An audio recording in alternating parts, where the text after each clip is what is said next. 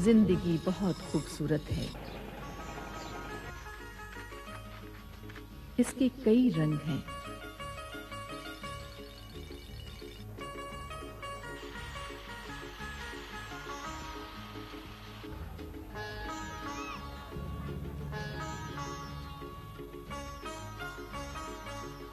زندگی کے یہی روپ نہیں، ایک دنیا اور بھی ہے.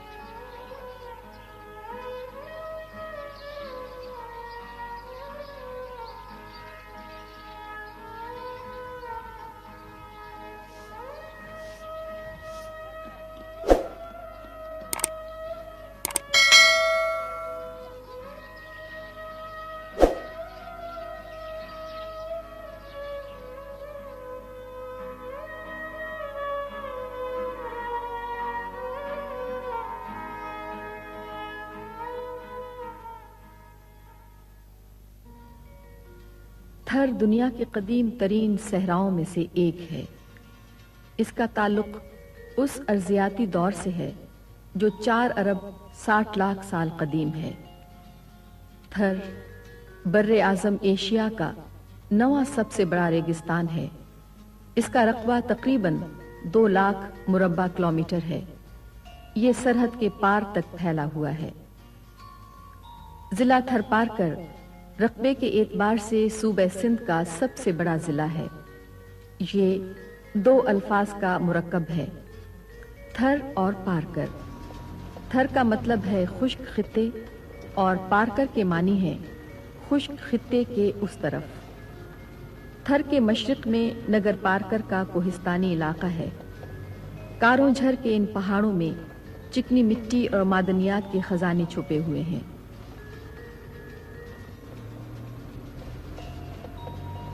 اس کے دامن میں نگر پارکر کا چھوٹا سا قصبہ آباد ہے.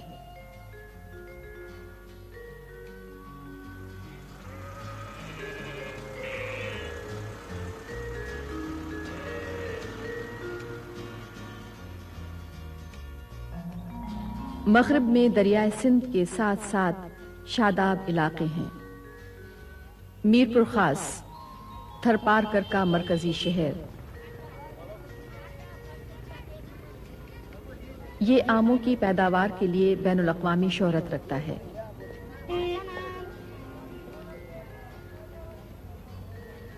کنری اور اس کے قرب و جوار کا علاقہ دنیا میں مرچوں کی تجارت کے بڑے مراکز میں سے ایک ہے.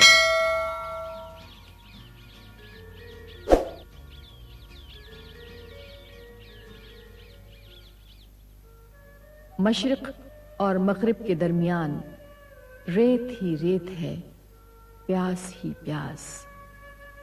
تھر کا 80% سے زیادہ علاقہ ریگستان ہے، لیکن اس کی مٹی میں عجب تاثیر ہے.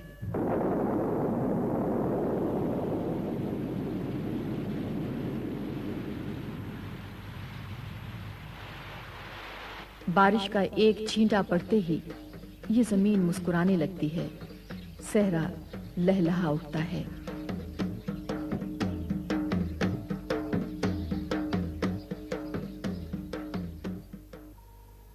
لیکن آنکھیں گہرے بادلوں کو ڈھونڈتی ہی رہتی ہیں.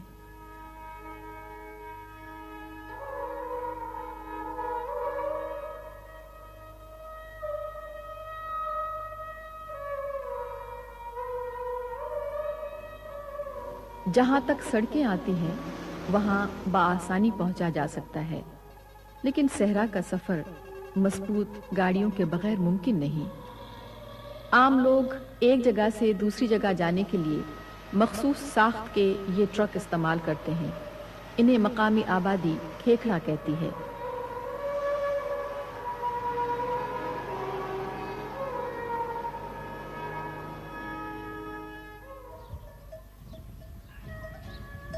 تھر کے باشندوں کا سب سے بڑا رفیق اونٹ ہے۔ جہاں کچھ بھی نہیں وہاں یہی سب کچھ ہے۔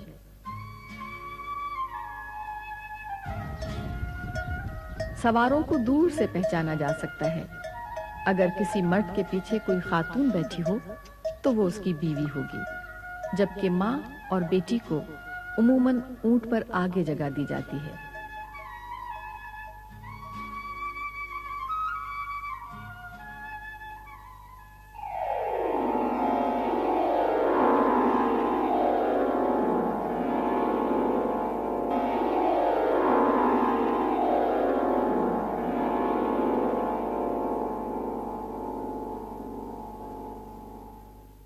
تھر کی تاریخ خود تھر کی طرح بکھری اور پھیلی ہوئی ہے۔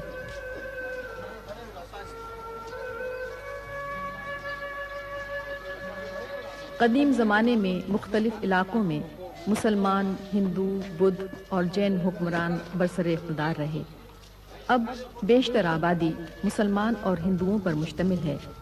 مسلمان اکثریت میں ہیں۔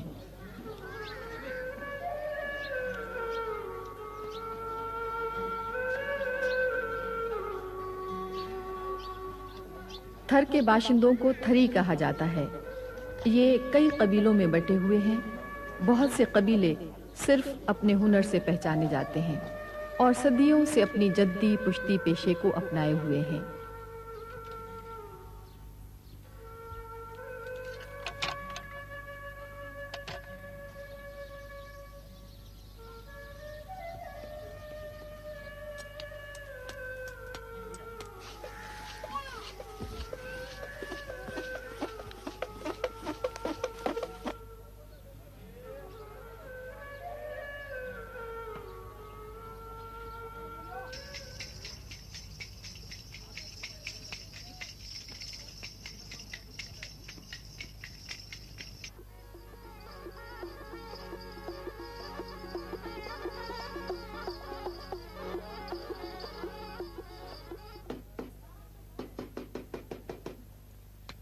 تھری اپنے حال میں مگن ہے۔ جو مل گیا کھا لیا، جو دستیاب ہوا پہن لیا۔ بعض اوقات تو ایک لباس جسم سے پھٹ کر ہی اترتا ہے۔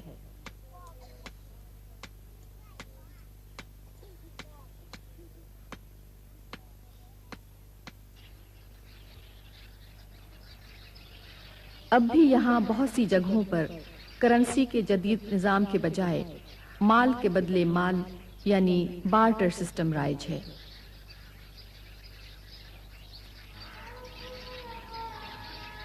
تھری خواتین اپنے مخصوص کڑوں سے پہچانی جاتی ہیں۔ انہیں باہیوں کہتے ہیں۔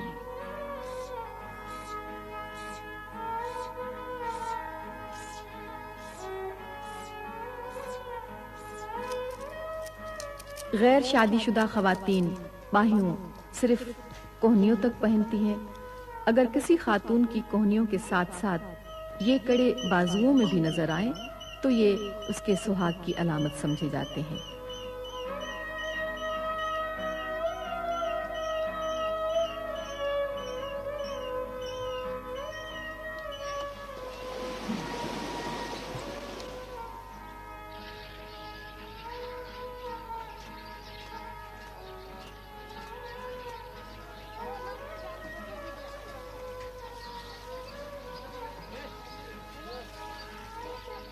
صحرا کی مٹی انسان کو بہت جلد سن بلوغت کو پہنچا دیتی ہے، اسی لیے یہاں 10-12 سال کی بچیوں کی بھی شادی کر دی جاتی ہے۔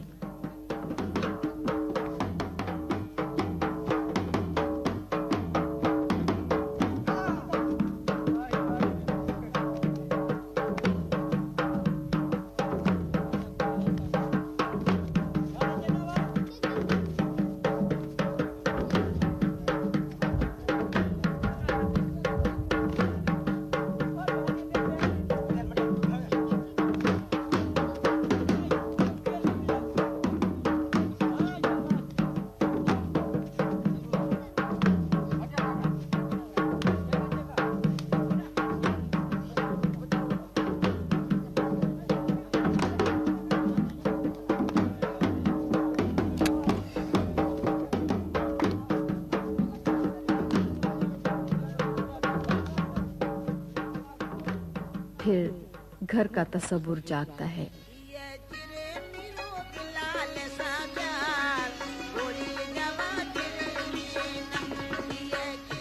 थरी इन मखसूस घरों में रहते हैं। इन्हें चने से मुशाबा होने की वजह से चौरा कहा जाता है। इसकी दीवारें और फर्श उमूमन मिट्टी और भूसे की होती हैं और छत दरख्त की शाखों और घास की मदद से बनाई जाती है। ये सर्दियों में गर्म और गर्मियों में सर्द रहते हैं। नर्म व नाजुक होने के बावजूद ये रेत के झकड़ों को बड़ी आसानी से सह लेते हैं। इनमें बारिश का पानी भी दाखिल नहीं होता।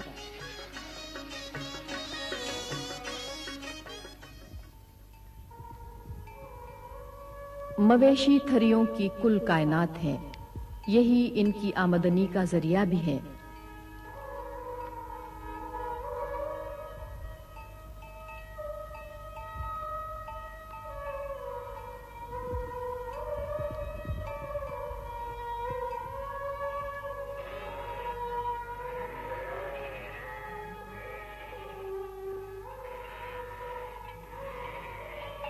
जब इन्हें रकम की जरूरत होती है तो ये अपने मवेशियों को करीबी मंडी में लाकर फरोख्त करते हैं।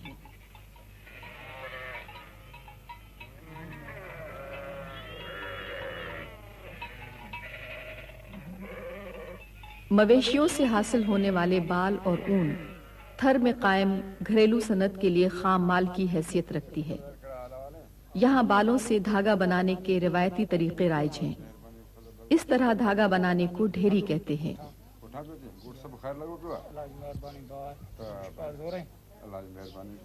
इन्हीं बालों से बनाई जाने वाली ये दरी खड़ कहलाती है।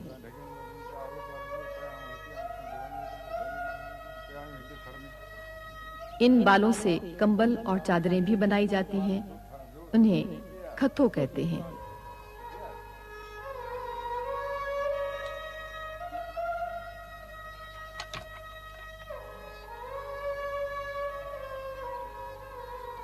ख़वातीन और मर्द जो चादर पहनते हैं वो लोई कहलाती है।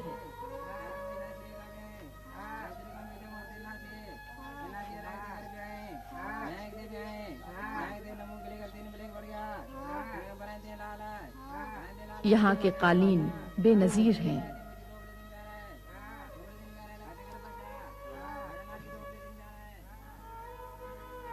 बेरंग सहरा में गहरे रंग के मलबूस अजब रंग बिखेरते हैं। थरी ख़वातीन पर्दे की सख्त पाबंद हैं। अजनबी नजरों की चुभन को ये बहुत दूर ही से महसूस कर लेती हैं।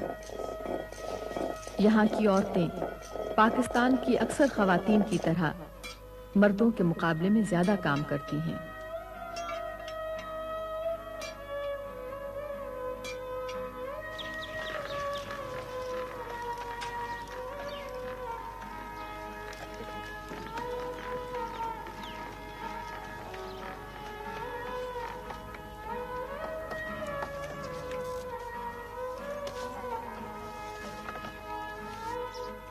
इन्हें आराम के जो चंद लम्हे मयस्सर होते हैं उनमें ये अपनी जात के कर्ब, तन्हाई और चाहतों को नक्शो निगार का रूप बख्शती हैं।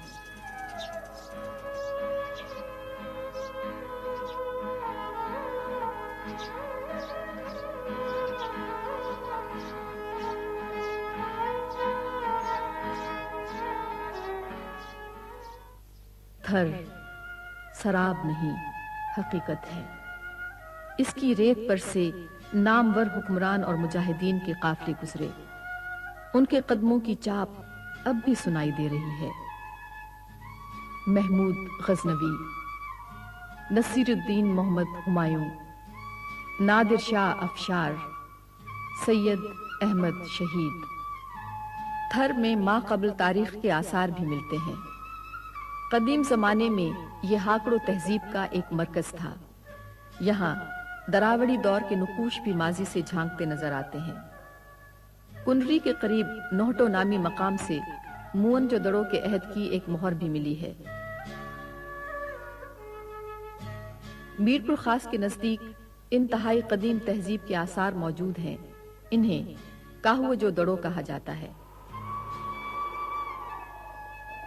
پاری نگر تقریباً 2000 سال قبل ایک بین الاقوامی بندرگاہ تھی۔ کبھی یہاں سمندر ٹھاٹھی مارتا تھا، اب یہاں ہر طرف ریت اڑتی ہوئی دکھائی دیتی ہے۔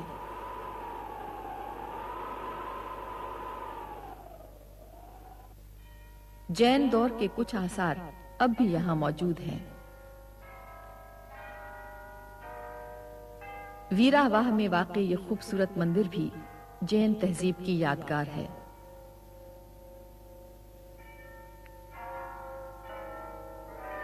نگر پارکر کا یہ جین مندر بھی اپنے عہد کا قصہ خواں ہے۔ ویرا واہ سے کوئی 14 میل پرے گوری کا مندر ہے۔ یہ بھی جین مت کی عبادت گاہ ہے۔ یہ 1376 عیسوی کی تعمیر کہی جاتی ہے۔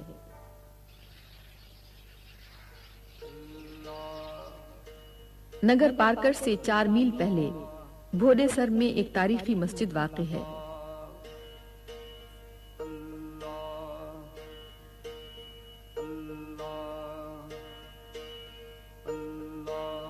اسے گجرات کے سلطان محمود بیگڑا بن مظفر شاہ کی سندھ آمد کے وقت یادگار کے طور پر تعمیر کیا گیا تھا۔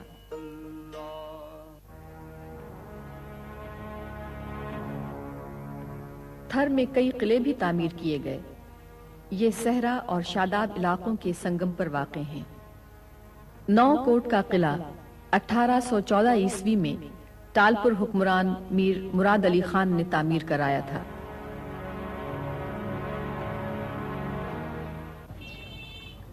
عمر کوٹ ایک تاریخی شہر ہے۔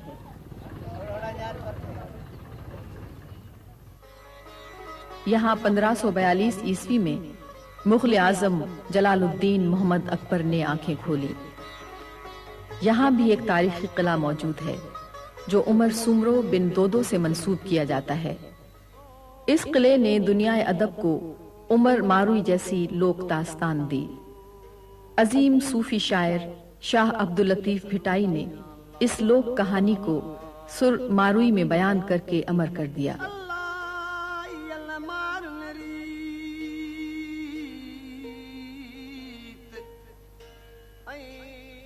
شاہ لطیف نے ماروئی کی بستی بھالوا کو ملیر کے نام سے پکارا ہے۔ ملیر یعنی سرسبز و شاداب علاقہ۔ عمر سومرو تک جب ماروئی کے حسن و جمال کے چرچے پہنچے تو اس کے دل میں بھی ماروئی کو حاصل کرنے کی خواہش جاگ اٹھی۔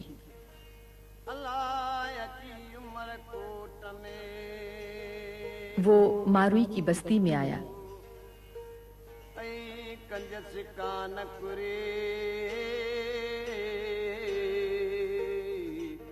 اس وقت ماروئی پن گھٹ پر پانی بھر رہی تھی۔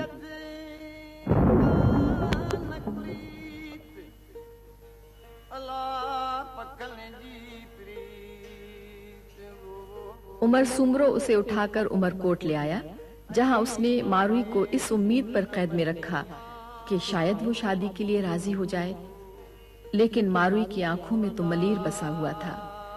مٹی کی خوشبو کے آگے قلعے کی شاہانہ زندگی کچھ بھی نہ تھی۔ عمر سومرو پاک دامن ماروئی کی استقامت دیکھ کر اسے رہا کرنے پر مجبور ہو گیا۔ آج بھی سندھ کے لوک فنکار ماروئی کے درد کے ترجمان ہیں۔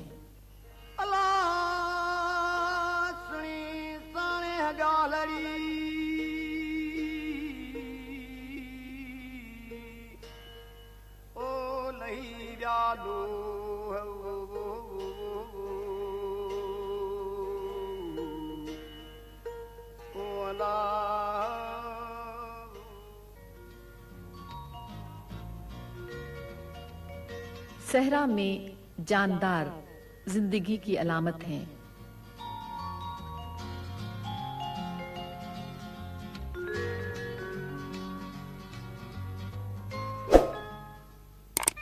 مور ہر جا اپنی رعنائیاں بکھیرتا نظر آتا ہے۔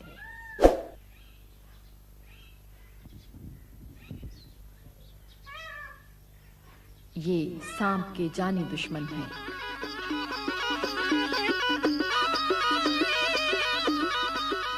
यहाँ मौसम गर्मा में हर जानिब सांप ही सांप दिखाई देते हैं।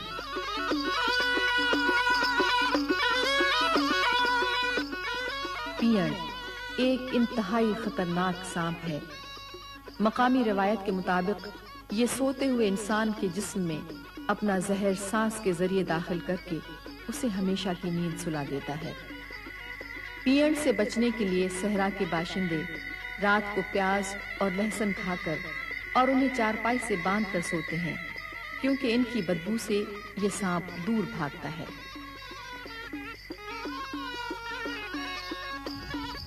लुंडी भी जहरीला सांप है। ये पगडंडियों पर बैठकर अपने शिकार का इंतजार करता है और फिर उसे डसकर ही दम लेता है।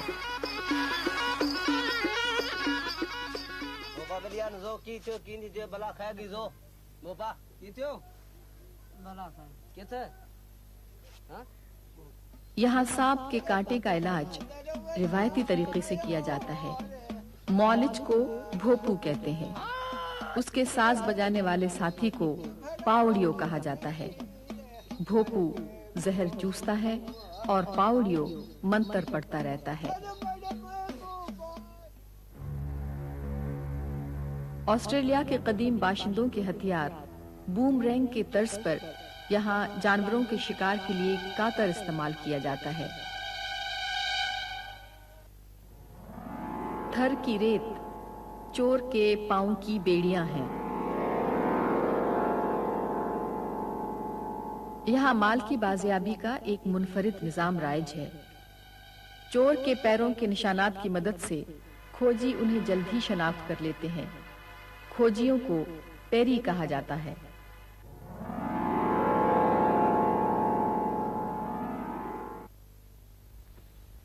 बाबा ये पानी किथे मिलंदो? काटियो घणो परते आहे? ये तो 20 है। केड़े पासे आहे? इन पासे। हाँ। थर की पूरी जिंदगी का महवर पानी है। जहां जहां पानी है वहां वहां जिंदगी है। सुबह के आगाज से ही पानी की तलाश शुरू हो जाती है। लोग मीलों दूर से कुओं से पानी लेने आते हैं। यहाँ ऊंट की मदद से पानी निकालने का कदीम तरीका ही राइज है।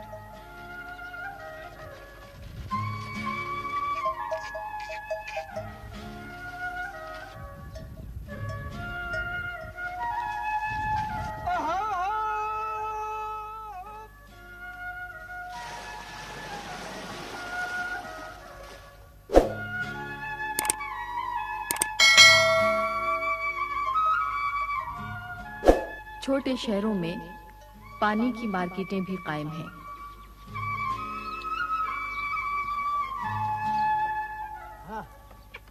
बहुत से कुओं का पानी खारा और जहरीला है, लेकिन लोग उसे पीने पर मजबूर हैं।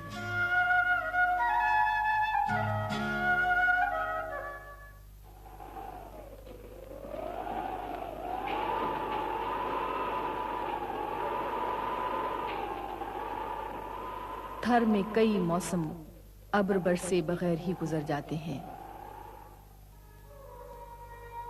एक नस्ल बारिश देखे बगैर ही जवान होने लगती है। कुएं, तालाब और जौहर सब ही सूख जाते हैं।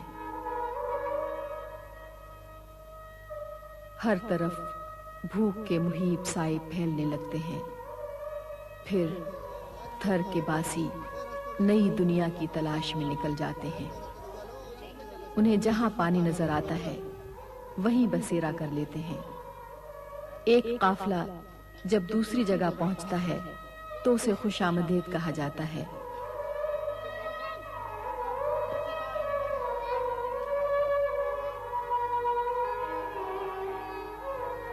थर में छाई हुई खिजा में खुशी की यही चंद लम्हे हैं।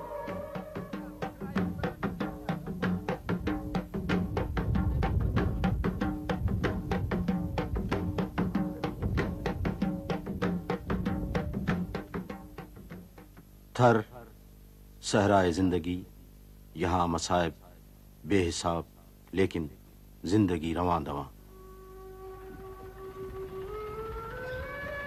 दुनिया में देहात सिमट रहे हैं اور شہر وسیع ہوتے جا رہے ہیں۔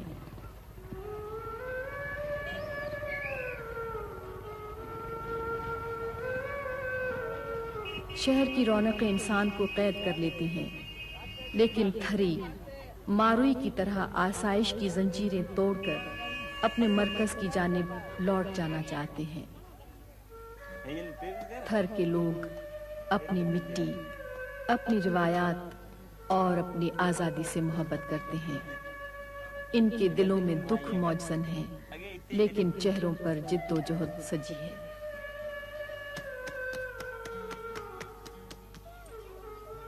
انہیں اپنی ہستی کے مٹنے کا غم نہیں، آنے والوں کی فکر ہے۔